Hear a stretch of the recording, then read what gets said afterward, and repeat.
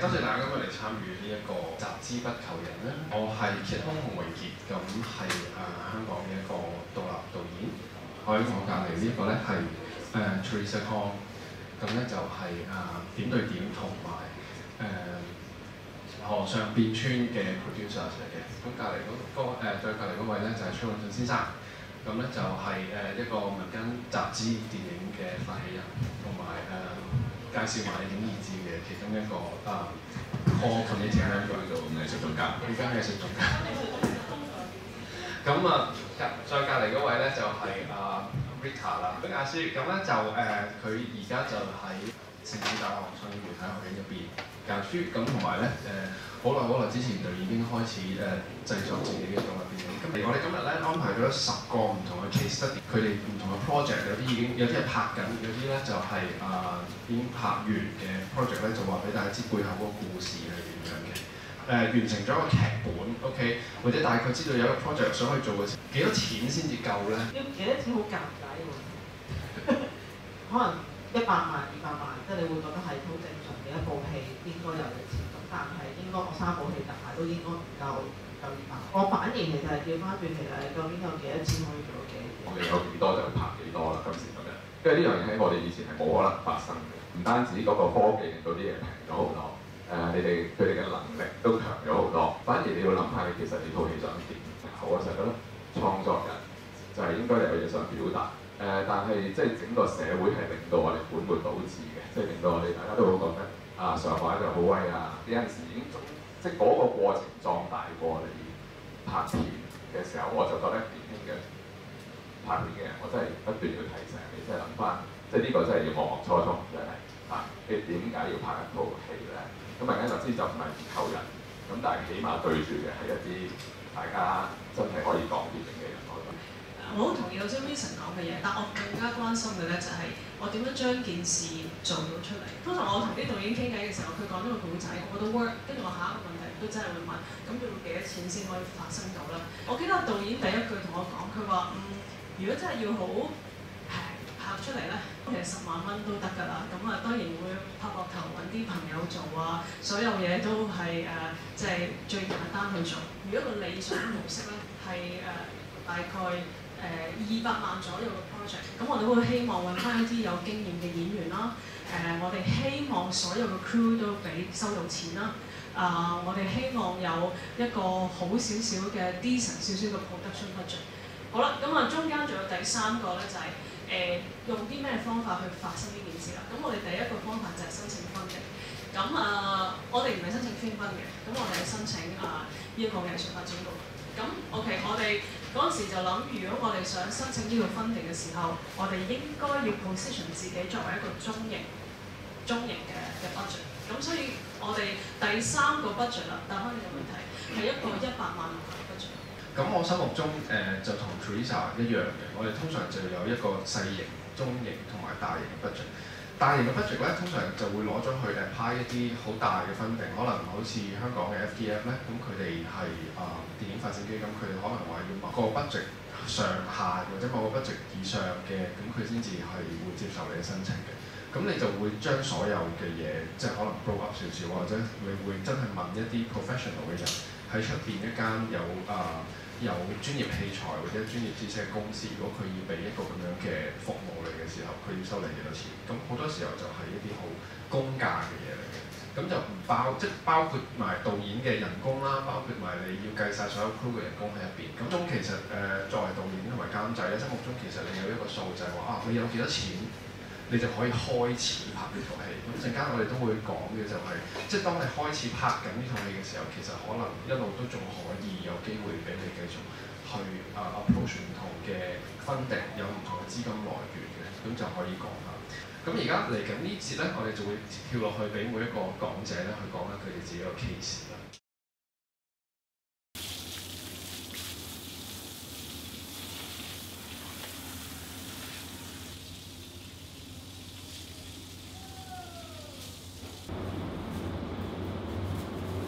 聽日唔使翻工啊？聽日仲唔翻工㗎啦，翻大陸㗎啦。正正就係一啲可能係一啲相對邊緣化嘅議題啦，喺社會上面。而正正係因為佢邊緣化，亦都因為佢喺個主流裏邊冇生存空間，所以獨立電影其實應該有更加大嘅責任咯，去講呢啲嘢，從而佢其實唔係純粹話俾個發聲渠道呢一啲議題，而係希望能夠讓呢啲議題發酵，從而影響翻個主流。我覺得獨立電影應該係有呢啲嘢去做到。我當然我係覺得 Teresa Kit 嗰啲經驗我哋係需要聽嘅但係你一定要清楚知道你自己想做乜嘢。譬如頭先你聽小爺所講，佢嘅所謂獨立電影嘅根本就係預咗我喺商業電影裏面係唔接受我係要挑戰你嘅。咁我點解要去經歷嗰啲嘢咧？即係我反而我係想提出一樣嘢，各位年輕人，特別你想拍嘅嘢，唔好以為必然要走嗰條路。成個集資係講緊個理念咯，即係因為呢啲係正係而家嗰個商業嘅或者個工業嗰個模式係容納唔到呢啲戲，所以我就希望揾其他途徑去集資。咁樣集咗資翻嚟所拍嘅戲咧，我亦都覺得係有一個責任，係呢一啲戲係真係可以表達到一啲唔同嘅嘢。個集資計劃好簡單嘅啫，就係喺我哋影業節舉辦嘅香港獨立電影節裏邊宣佈出嚟 present 佢哋嘅故仔啦，即時就同大家講，即係你只要俾300蚊資助就可以成為一個聯合製片人。我亦都要講翻，即係我唔係話完全即係抗拒話即係個商業發行嗰個模式嘅，我唔係嘅，但係即係真係唔係套戲適合嘅。不如我幫台下觀眾問下，如果我有個 project 咧，點樣可以參與你嘅計劃嘅？好容易嘅咋，係啊，即係如果你個故真係啱，大家傾，即係頭先講得唔算好詳細。如果你都明白我哋個理念，知道咗可能即係我哋呢個途徑都冇話一個咩挑選過程，反而我就係話唔搞咁大，有個好處嘅就係、即係要睇到大家個對方彼此嘅信任啊。囚禁喺同樣嘅4面牆，而只有我可以喺我以內放過解救自己。你哋邊個都唔得。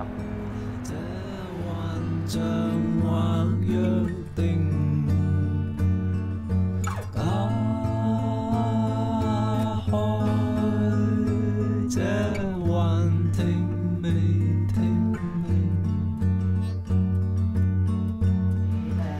正如我之前所講，其實即係大有大做，細有細做。即係其實我係一個會睇數，即係究竟我有幾多錢，我就會做幾多嘢。AGC 翻嚟嗰個先至係足夠我哋去做成個 project。咁所以我就好想要多1倍嘅錢。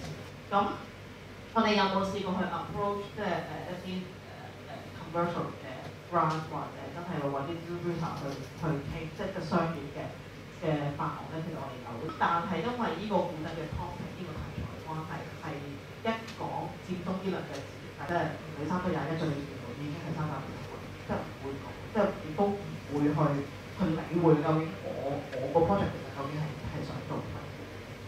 其實呢個 project 係入過 HAF 嘅，咁但係就唔係用呢個名，做另一個名叫藝健世。我哋亦都傾過，就係呢個 project 其實係適合去做一個，亦都唔適合係有幾百萬或者至到成1000萬嘅 budget 去做，因為當你有一個咁大額嘅 budget 嘅時候，變相即係話其實你係跟緊一間公司去做，而你個責任上邊其實已經係兩回事。即係話你嘅責任其實你套戲出咗嚟，即係話你要去賺錢，你要去回報翻俾你個即係投資者。咁所以我哋其實就拗爛頭咁樣，跟住喺度諗究竟我哋有啲咩方法可以維持。咁嗰陣時間南方電影節，咁就啱啱就喺 Fine V 嗰邊台灣一個crowdfunding一個平台，咁就籌到佢哋個30嘅錢，同南方嗰邊傾，幫我用佢哋個名義就喺翻呢度去籌款。成件事其實係做得好辛苦嘅，尤其是網上面嘅 crowdfunding咧，其實係有嗰啲乜差嘅，即係你2個月、3個月咁樣。咁你喺呢2個月你點樣跑埋嚟咧？真係要揼個 page 咯，跟住要開個 Facebook page 不斷做宣傳啦。有錢其實真係唔夠用嘅，但係就真係用咗一個好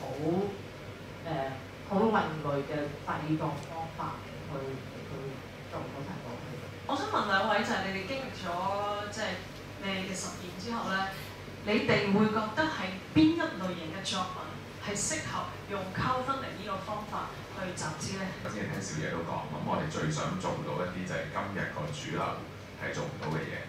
咁如果今日主流係做唔到，而觀眾其實有嗰個需求，好明顯就係頭先你睇到國內係啲關於政治嘅嘢，我就真係唔想只係就係限於呢樣，但係呢樣會係比較容易嘅，因為我可能係咁樣。咁導演電影亦都唔應該借得呢樣嘢。你要揾一個同你嘅作品同你個 project 其實係啱 style 嘅一個平台去做嘅話，你會發現係會好啲咯。我會想就係做得呢種 marketing 或者 get attention 嘅都係啲本身嘅啲嚟嘅，係啦，即係一啲喺市場上面其實係冇嘅，或者係報關嘅一啲即係多另外一種嘅事件或者另外一種嘅創作嘅模式。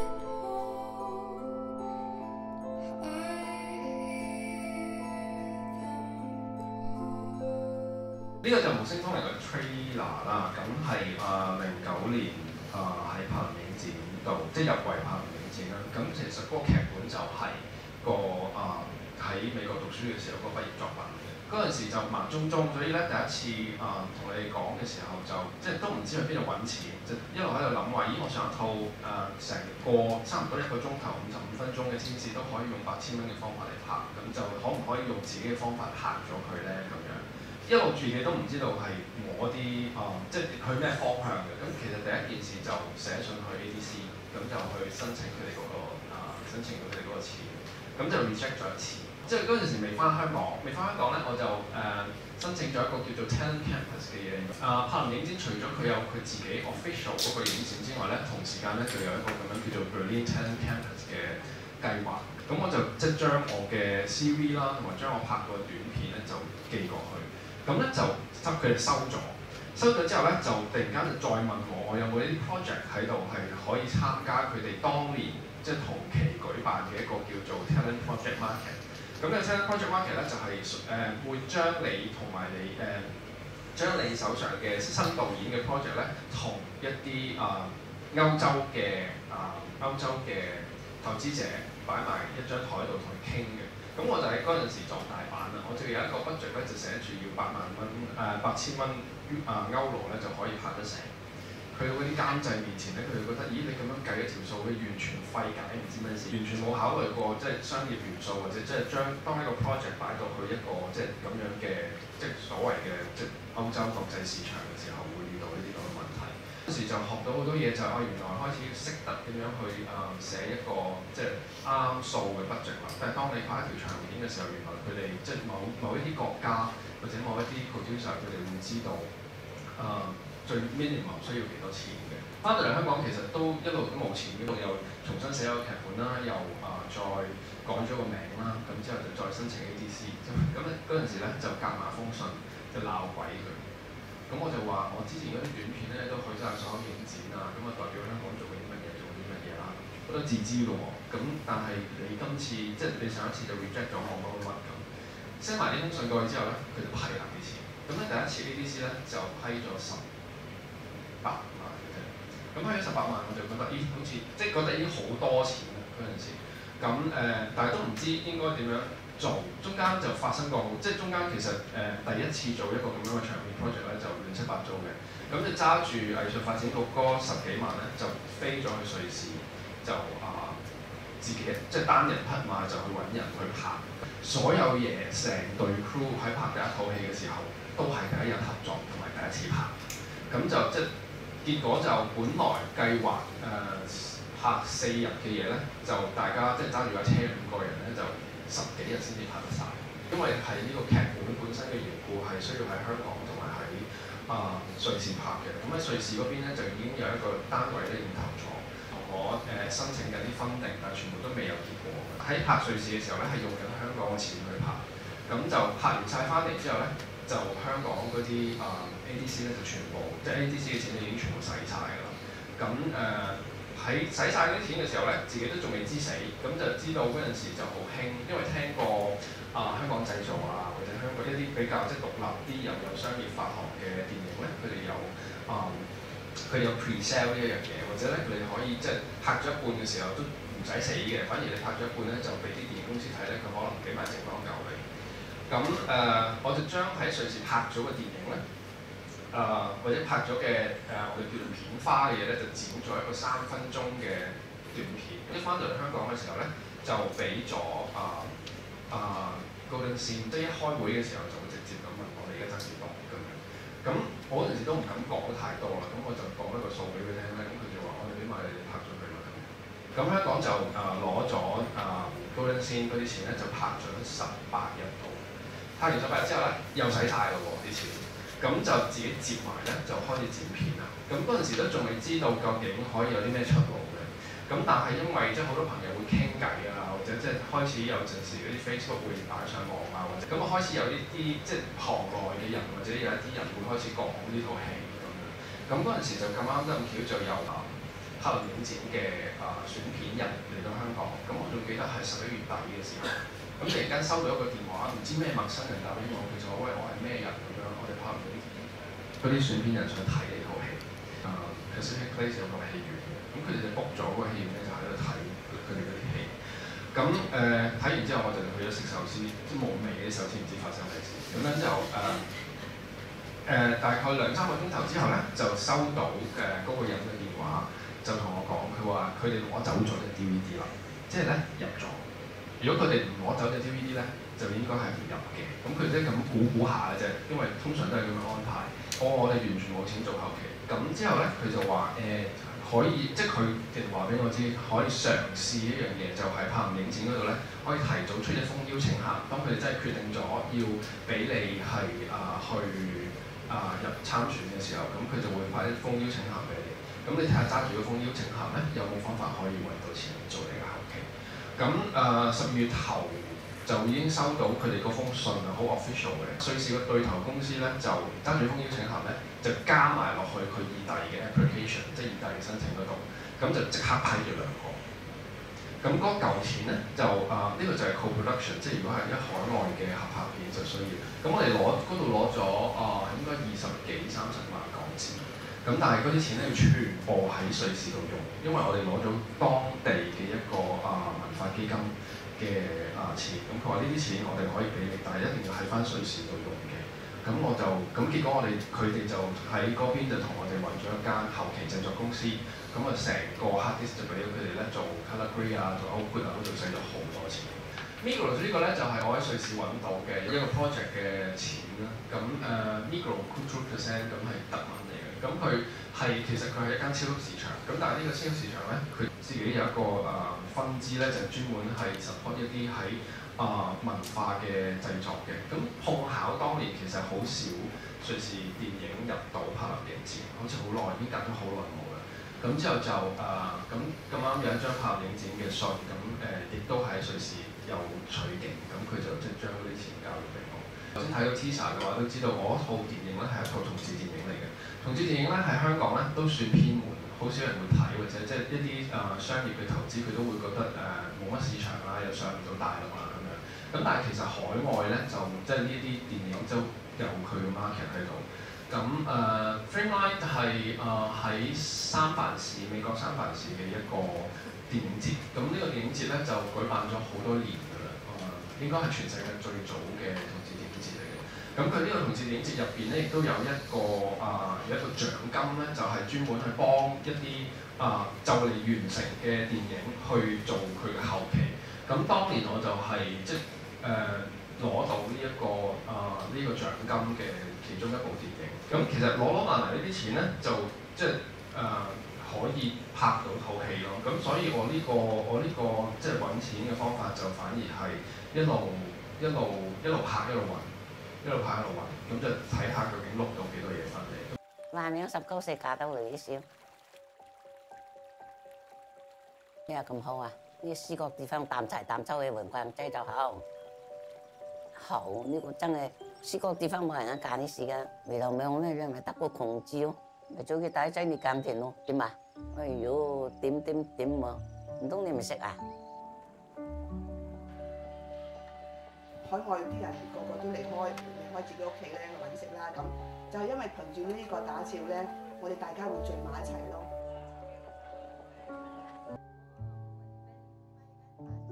喺呢啲主流嘅環境，其實都可以用到我哋嘅方法去做到一啲唔同少少嘅嘢。即使可能呢一刻我哋嗰個商業嗰個票房可能未必係好好，但係至少有觀眾睇過啦，有觀眾都喜歡呢啲作品。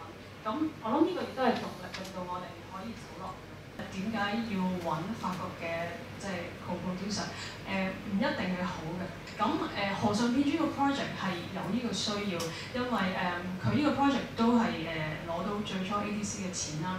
咁佢有啲外景啊，咁佢都係用好平嘅方法去做。但係去到有個位，我哋唔夠錢，我哋就覺得可能一條出路就係去歐洲去揾資金，而法國係一個可以考慮嘅地方，我諗。咁亦都因為即係 HAF 呢一個獎，令到我哋可以去到做呢個 pitching。咁我哋後來揾咗嗰個 co-producer 就係一個喺法國專門做紀錄片嘅一間公司。咁亦都透過佢哋嘅原因，我哋去申請咗一啲法國政府嘅資金。咁但係望翻轉頭咧，其實睇你點計啦嚇。我覺得唔一定要去為咗攞多啲 budget 而變成一個 co-producer。申請咗筆錢啦，其實有好多錢咧係去咗政府當地政府嘅一啲稅項，佢哋可能亦都要求我哋某一啲嘢係需要喺法國嗰度做，咁亦都係一闊三大咯。咁所以我真係好坦白講，係我哋係攞到一啲分力喺法國，但係真正可能實際擺到落去個 project 咧，其實唔係好多嘅啫，係。我好快咁想講我第二套比較商業啲嘅製作嘅一個 pitching 一個文件。每一套戲或者你哋遞 application 嘅時候，或者去申請一個投資商會嘅時候咧，都需要去準備一啲文件啦。咁呢一份就係我第二套 feature 啦。做呢份文件嘅時候，令到自己清楚好多成件事。想要啲乜嘢？你可能即係去咗個電影投資商會嘅時候，你可能已經要傾咗某啲演員翻嚟㗎啦。咁我哋用咗好多其他電影嘅visual reference， 所以我哋話一啲參考，一啲視覺嘅擺埋一齊，令到你嘅投資者或者同你傾嘅人覺得呢個計劃嘅有啲接近可以開拍。下邊係我導演，即係我自己嘅一個 bio 啦。一個電影嘅 proposal 可以分開好多唔同嘅方法去講嘅。我哋有宣傳詞 ，OK， 你兩段可以點樣講完個故仔啦。下邊劇情大綱，你2頁要講完個故仔啦。咁之後到最後咧，佢要知道你嘅團隊究竟係咩人啊。咁下邊就係嗰間公司嘅即係我後邊嗰間公司嘅製作公司嘅 profile 啦。呢個真係好基本，我哋去電影節或者係電影投資會嘅一啲 pitching。咁亦都係好多時候我哋申請funding嘅時候需要夾埋落去個funding入邊嘅一啲資料。你嘅點圖上咗高登喎，做咩啊？冇拖白我門啊？唔係我畫㗎，唔係你話有人睇得明咩？冇 number 點埋啲點啊？這個叫塗鴉。塗鴉。做咩你跟蹤我啊？我諗到嘅，佢全部諗到晒。啲人成日都話呢個 graffiti 咧有 message 喎，但係我覺得犯法就犯法咯。你唔覺得呢啲嘢係好有意思嘅咩？呢個 project 係佢由98年開始諗呢一個 project， 所以我想講在座朋友，如果你有一個 project， 好似好辛苦，用咗好多年嘅方法，都未能夠可以拍到，其實唔需要灰心。因為黃修平講過一個説話就係、每一套電影其實都有佢嘅命運咯，係啦，佢有佢嘅時機。點去點？我覺得最大嘅資本其實係人物啊，就係一班即係相信呢個 project 嘅，無論係 crew 又好或者投資者又好，我就提議不如我哋試下播呢啲 project market 啦。咁我哋嗰時最近嘅時間就係台北嘅金馬創投會。就好好彩喺11月嘅時候，我哋入咗啦嚇。我都覺得其實我幾鼓勵大家試下，因為都係嗰句有個 deadline 俾大家真係要去做一啲嘢之餘，我諗個 visibility 好重要咯，俾行內嘅人知道有呢個 project， 有呢個導演存在，覺得係重要嘅。同埋你有一個機會嗰3日係不停咁樣講你個 project， 其實第1日係講得好差嘅，即係我哋都唔知講啲乜嘢。但係去到第3日，你清楚，即使我哋都係講得啦，但係你清晰咗你想講一個咩故仔，同埋想點樣講咯。咁我想而家分享一個2分鐘，就係嗰陣時我哋未去呢個 project market， 我哋冇 budget 嘅，我哋免費係啦，就拍咗一個 teaser， 我哋用翻啲朋友去扮個男女演員。